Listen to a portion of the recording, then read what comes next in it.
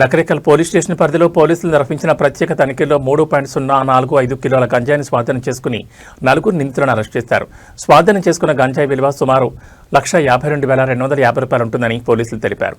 నిందితుల వద్ద నుంచి ఒక స్ప్లెండర్ ప్లస్ మోటార్ సైకిల్, ఒక మొబైల్ ఫోన్ కూడా స్వాధీనం చేసుకున్నారు. నిందితులు ఆంధ్రప్రదేశ్లోని అల్లూరు సీతారామరాజు జిల్లా నుంచి గంజాయిని తీసుకొచ్చి నకరికల్ పరిసర ప్రాంతాల్లో విక్రయిస్తున్నట్టు తేలిందని పోలీసులు వెల్లడించారు.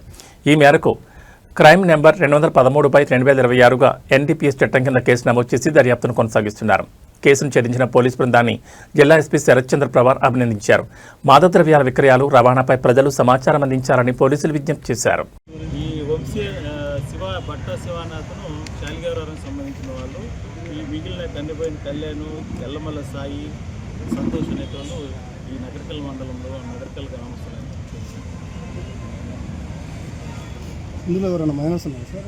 లేదు, అందరూ కూడా పని చేసుకుని బతికేటోళ్ళే. కాకపోతే దీనికి అడిక్ట్ అయి ఉన్నారు.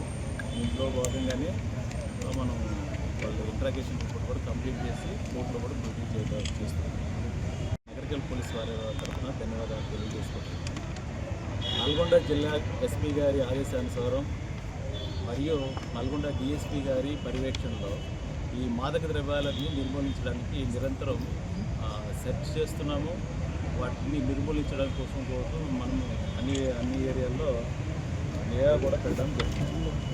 ఇటువంటి పరిస్థితిలో విశ్వసనీయ సమాచారం, నమ్మదగిన సమాచారం వస్తే నిన్న రైడ్ చేయడం జరిగింది. మా సిబ్బందితో ఎస్ఐ గారు రైడ్ చేస్తే 4 వ్యక్తులు దొరుకుతున్నారు.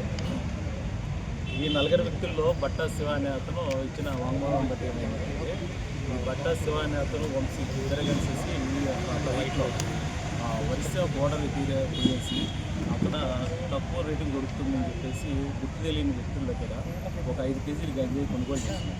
ఈ కొనుగోలు చేసిన గంజాయిని తీసుకొచ్చేసి నగరికల్ ప్రాంతంలో ఉన్నటువంటి ఈ కన్నెపోయిన కళ్యాణ్, ఎల్లమల్ల సాయిరాము, లక్కపాక సంతోషులకి అమ్ముతారు. వీళ్ళు తీసుకొచ్చిన అమ్మినటువంటి గంజాయి ఉందో మనకు జరిగిన రైడింగ్లో మనకి ఒక 3 కేజీలు గంజాయి దొరుకుతుంది. కానీ ఈ వంశీ అనే అతను పరారీలో ఉన్నాడు. దీనికోసం టీం ఫామ్ చేసినాము. టీం కూడా త్వరలో పట్టుబడి చేసి కోర్టులో హాజరుపరుస్తాము.